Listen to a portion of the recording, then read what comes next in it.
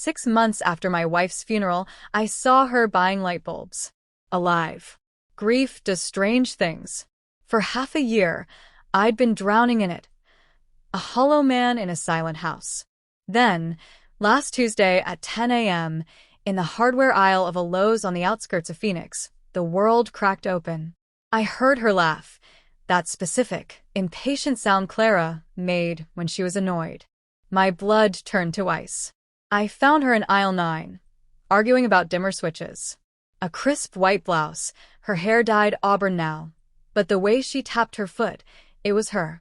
Clara, I choked out. She turned. No soc. No recognition. Just the polite irritation of a stranger. I'm sorry. You must have me confused. But the small mole beside her left eye, the one she always called a flaw, was there. So was the faint scar across her knuckle from a long-ago kitchen accident. Your hand, I managed.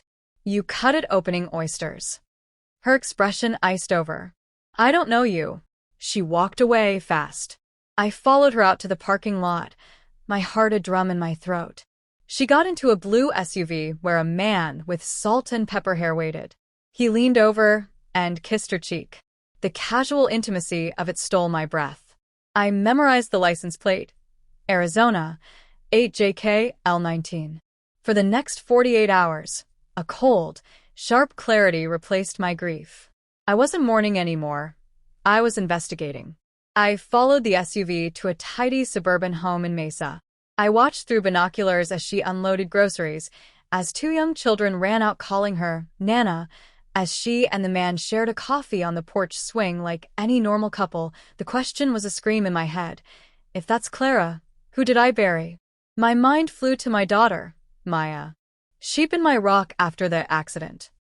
Don't open the casket, Dad, she'd pleaded, face streaked with tears. You don't want to remember her that way. She'd handled everything. The mortuary, the paperwork. I'd been too shattered to question it. I called her to my house. I didn't ask. I laid the photos of the woman in Mesa on the table. Tell me. Her face collapsed. The truth spilled out in a guilty torrent. She discovered her mother's double life 2 years prior. Another man. Massive hidden debt. Divorce would have bankrupted us. So, they'd concocted an alternative.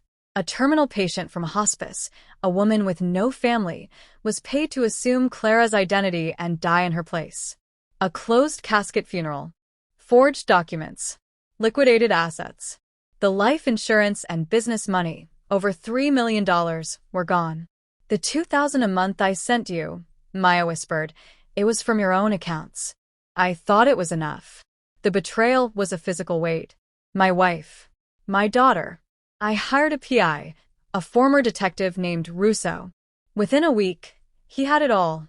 The man's name, Robert Vance, a retired accountant. The fake identity Clara used, Lauren Price. The paper trail leading to a forger. The bank accounts. He also found a disturbing footnote. Clara's first husband, years before me, had died young in a fall. A sizable insurance payout. Armed with evidence, I hired a lawyer. Our first move, get Maya's confession on record.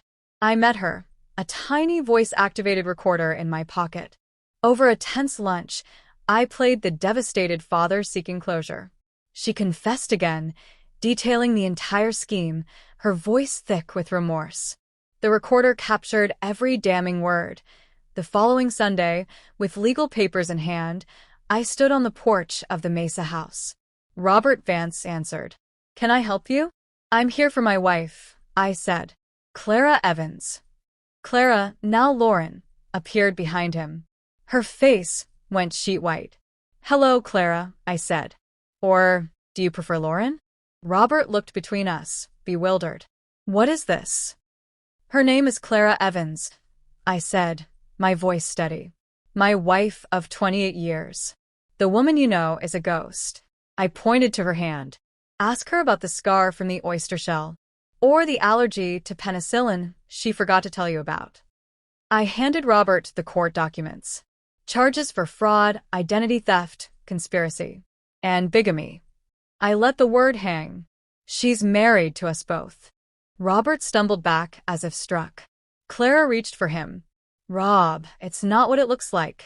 It's exactly what it looks like, I said. She faked her death with the help of our daughter.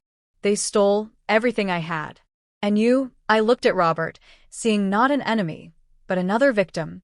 You should check your life insurance policy. And maybe get your brakes inspected. I left the documents on their wicker table. All your assets are frozen. Warrants are being issued. The life you built is over.